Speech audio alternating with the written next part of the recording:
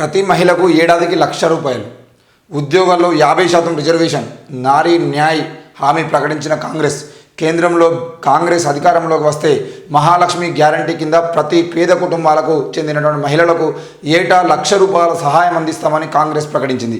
ఈ మేరకు నారీ న్యాయ్ పేరుతో రూపొందించిన 5 హామీలను కాంగ్రెస్ జాతీయ అధ్యక్షుడు మల్లికార్జున్ ఖర్గే బుధవారం ఎక్స్ వేదికగా తెలిపారని చెప్పేసి మనం చూస్తున్నాం. మొత్తానికైతే కాంగ్రెస్కు సంబంధించినటువంటి విషయంలో ప్రతిసారి లాస్ట్ టైం తెలంగాణ అసెంబ్లీ ఎలక్షన్స్నేమో కాంగ్రెస్ పార్టీ 6 గ్యారంటీల అమలుకు సంబంధించిన విషయంలో వాళ్ళు ముందుకు రావడం జరిగింది. ఈసారి కేంద్రంలో జరుగుతున్నటువంటి లోక్సభ ఎలక్షన్ సంబంధించిన విషయంలో 5 మహిళలకు సంబంధించిన విషయంలోనే 5 గ్యారంటీలు, ఆ 5 మహిళా న్యాయ సంబంధించిన విషయంలో 5 గ్యారంటీలు అమలు చేస్తామని చెప్పి చెప్తున్నారు. అందులో ప్రతి ఏటా పేద మహిళలకు పోతే ఉద్యోగాల్లో 50% రిజర్వేషన్, నారీ న్యాయ హామీ ప్రకటించిన కాంగ్రెస్. పార్లమెంట్ ఎన్నికల నేపథ్యంలో కాంగ్రెస్ పార్టీ మహిళలను ఆకర్షించేందుకు హామీల వర్షం కురిపించింది. తమ పార్టీ అధికారంలోకి వస్తే మహాలక్ష్మి గ్యారంటీ కింద పేద మహిళలకు చెందిన ప్రతి మహిళకు ఏడాదికి ₹1,00,000 సహాయం అందిస్తామని ప్రకటించింది. ఈ మేరకు నారీ న్యాయ పేరుతో రూపొందించిన 5 హామీలను కాంగ్రెస్ పార్టీ జాతీయ అధ్యక్షుడు మల్లికార్జున్ ఖర్గే బుధవారం ఎక్స్ వేదికగా వెల్లడించారు. మహాలక్ష్మి గ్యారంటీతో పాటు ఆది ఆబాది పూరా హక్, సగం జనాభా పూర్తి హక్కులు గ్యారంటీ ప్రకారం కేంద్ర ప్రభుత్వ ఉద్యోగాల్లో మహిళలకు 50% రిజర్వేషన్ కల్పించనున్నారు. శక్తి కా సమ్మాన్ స్కీమ్తో అంగన్వాడీలు, ఆశా వర్కర్లు, మధ్యాహ్న భోజనం కార్మికులు నెలవారీ వేతనాలకు కేంద్రం అందించే సహకారాన్ని రెట్టింపు చేస్తామని అన్నారు. అధికార మైత్రి గ్యారంటీతో మహిళలకు వారి హక్కులపై అవగాహన కల్పించడం, అవసరమైన సహాయం అందిస్తారు. ప్రతి పంచాయతీలో ఓ పారాలీగల్ అడ్వకేట్ను నియమించేలా ఏర్పాటు చేస్తారు.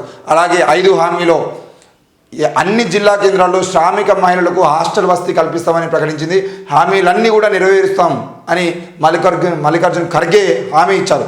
కాంగ్రెస్ పార్టీ ఇచ్చిన ప్రతి హామీని నెరవేరుస్తుందని ఖర్గే స్పష్టం చేశారు. బూటకపు వాగ్దానాలు చేయబోమన్నారు. మహిళల అభ్యున్నతి కోసం కాంగ్రెస్ పార్టీ కట్టుబడి ఉందన్నారు. ప్రజాస్వామ్యాన్ని, రాజ్యాంగాన్ని కాపాడే క్రమంలో ప్రతి ఒక్కరూ కాంగ్రెస్ను ఆశీర్వదించాలని సూచించారు. బీజేపీ దేశంలోని నిరుద్యోగులను పట్టించుకోవట్లేదని ఆరోపించారు. మొత్తానికైతే కాంగ్రెస్ పార్టీ 5 గ్యారంటీలు, మహిళల కోసం ప్రత్యేకంగా 5 గ్యారంటీలు అమలు చేస్తామని చెప్పి చెప్తున్నారు.